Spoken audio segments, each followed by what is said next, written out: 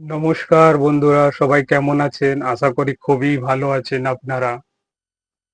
পাশের দেশ বাংলাদেশ, তারা আদৌ কি ভালো আছে?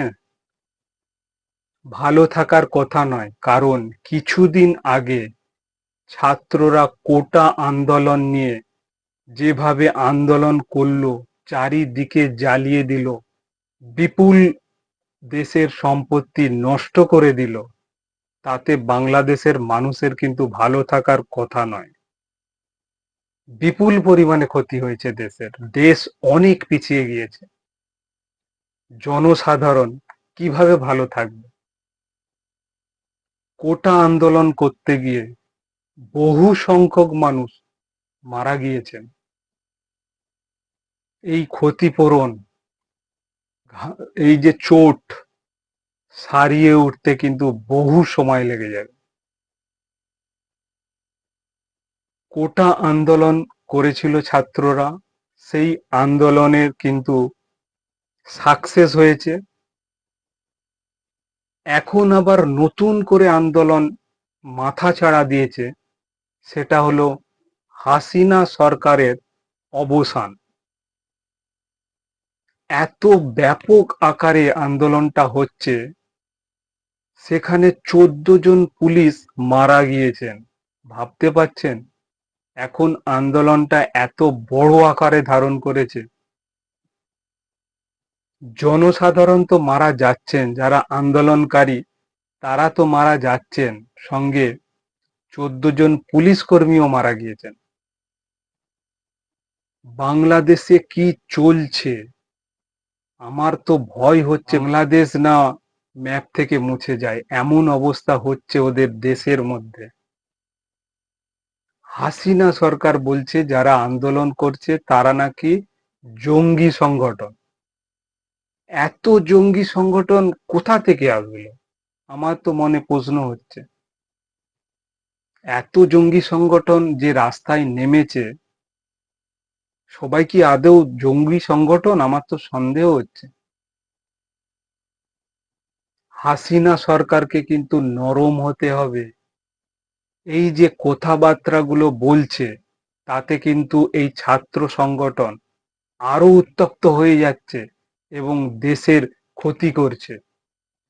তাদের বোঝাতে হবে, যদি আপনি বোঝাতে ব্যর্থ, তাহলে কারো সাহায্য নিন।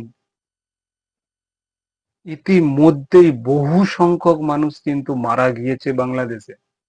ব্যাপক ক্ষয়ক্ষতি হয়েছে, দেশের সম্পত্তি নষ্ট হয়েছে, সেটা সবাই জানে। তা সত্ত্বেও কিন্তু আপনার এই কঠোর মনোভাব চলবে না কিন্তু। এই কঠোর মনোভাবের জন্যে দেশে কত মানুষের ক্ষতি হচ্ছে, দেশের ক্ষতি হচ্ছে। তাই আপনাকে কিন্তু নরম মনোভাব নিতেই হবে এখানে। দুপক্ষকেই নরম মনোভাবী হতেই হবে, নইলে কিন্তু বাংলাদেশ রসাতলে চলে যাবে, শেষ হয়ে যাবে, আর উঠতে পারবে না। খুব ভালোভাবে কিন্তু আগাচ্ছিল বাংলাদেশ, কিন্তু এই দু একটা ভুলের জন্যে বাংলাদেশ সরকার রসাতলে যেতে বসেছে, একদমে শেষ হয়ে যাচ্ছে।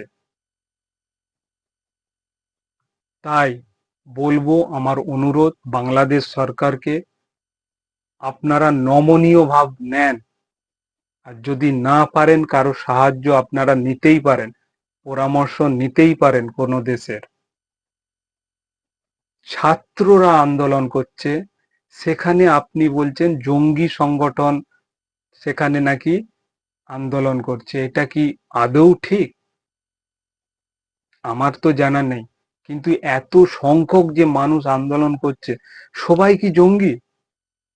পাকিস্তানের মদতে হতেও পারে, কিন্তু এত সংখ্যক মানুষ আন্দোলন করছে, মানে তো দেশের মানুষ, আপনার দেশের মানুষই আপনাকে, আপনার বিরুদ্ধে।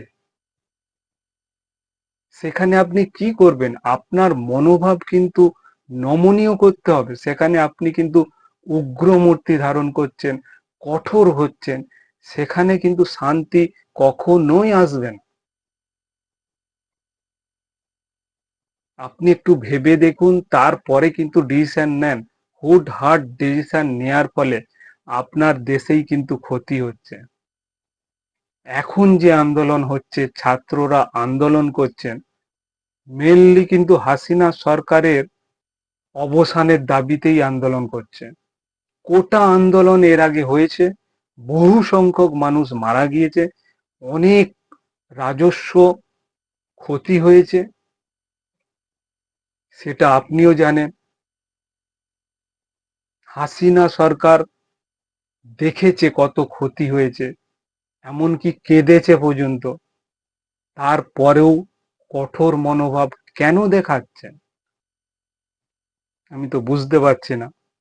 যাই হোক, যদি আপনার বাংলাদেশকে ঠিকঠাক মতো দেখতে চান, আবার নতুন ভাবে যদি গড়ে উঠতে চাই বাংলাদেশ, তাহলে আপনাকে নমনীয়তা দেখাতেই হবে, এছাড়া কোনো পথ নেই।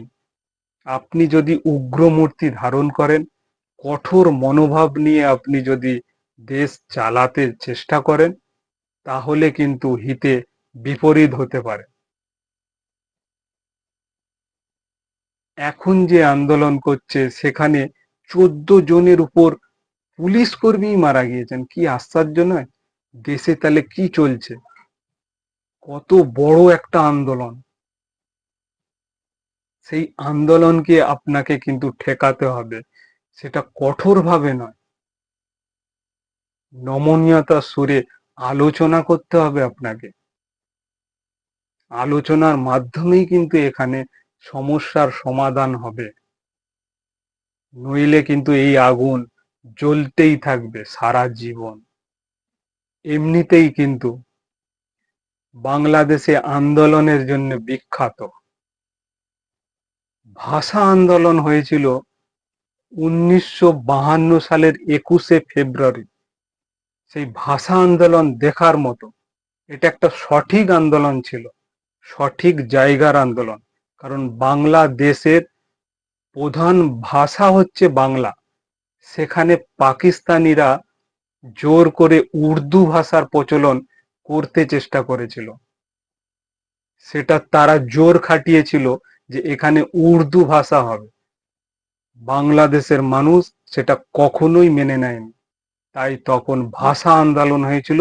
এবং সেই ভাষা আন্দোলনে আম জনতা বাঙালি প্রোটেস্ট করেছিল, বিদ্রোহী হয়ে উঠেছিল। ভাষা আন্দোলন সাকসেস হয়েছিল, বাংলাদেশ জিতেছিল। তাদের যে আন্দোলন, সেটা সাকসেস হয়েছিল। 21শে ফেব্রুয়ারি যে আন্দোলন, ভাষা আন্দোলন সাকসেস হয়েছিল, সেগুলোকেই বলে আসল আন্দোলন। তারপর 1971 সালের মুক্তিযুদ্ধের যে আন্দোলন হয়েছিল, সেটাও কিন্তু বিরাট আকারে আন্দোলন ছিল। সেখানে মেন ছিলেন কিন্তু মুজিবুর রহমান। সেই মুজিবুর রহমানের মেয়ে এখন শেখ হাসিনা, এখন প্রধানমন্ত্রী, তিনিই এখন সরকার চালাচ্ছেন। তাহলে শেখ হাসিনাকে কিন্তু বুঝতে হবে, ওনার বাবা যখন আন্দোলন করেছিল তখন কিন্তু উনি সাকসেস হয়েছিলেন, আর এখন ওনার বিরুদ্ধেই আন্দোলন করছে ছাত্র নেতারা। ছাত্ররা কিন্তু দীর্ঘদিন ধরে আন্দোলন করে আসছে, সেটা বলুন ভাষা আন্দোলনের সঙ্গে জড়িত ছিল ছাত্ররা, এবং বঙ্গবন্ধু যে আন্দোলন করেছিল মুক্তিযোদ্ধার জন্য, সেখানেও কিন্তু ছাত্রদের ভূমিকা ব্যাপক ছিল। আর এখন কিন্তু ছাত্ররা আন্দোলন করছে দেশের বিরুদ্ধে। ছাত্ররা যেটা বলছে সেটা কিন্তু আপনাকে ভাবতে হবে, নিজের মতো করে দেশ চালালে হয় না। যাই হোক, অনেক পরামর্শ দিলাম, এই পরামর্শ আমার ব্যক্তিগত ব্যাপার। হাসিনা সরকারকে কিন্তু ভাবতে হবে, আপনাদের যে আগে আন্দোলন হয়েছিল, সেই আন্দোলনগুলো কিন্তু দেশের জন্যে, ছাত্ররা কিন্তু আন্দোলন করেছিল, দেশের হয়ে ঝাঁপিয়ে পড়েছিল। এখন আন্দোলন যেটা হচ্ছে দেশের মধ্যে হচ্ছে এবং সরকারের বিরুদ্ধে আন্দোলন হচ্ছে, এইটা আপনাকে বুঝতে হবে যে ছাত্ররা কেন আন্দোলন করছে, ছাত্রদের দাবি দেওয়া মেনে নিতে হবে। তো সেই হিসাবেই কিন্তু আপনাকে চলতে হবে। যাই হোক বন্ধুরা, অনেক লম্বা ভিডিও হয়ে যাবে, তাই আর বেশি কিছু বললাম না। আপনারা প্রার্থনা করুন বাংলাদেশে যেন শান্তি বিরাজমান থাকে। এই যে আন্দোলন হচ্ছে, চারিদিকে ক্ষয়ক্ষতি হচ্ছে, আগুন জ্বালিয়ে দিচ্ছে, এর যেন অবসান হয়, এটাই আপনার প্রার্থনা করুন। এবং সবাই যদি প্রার্থনা করে, নিশ্চয়ই এই যে আন্দোলন সেটা শান্ত হয়ে যাবে।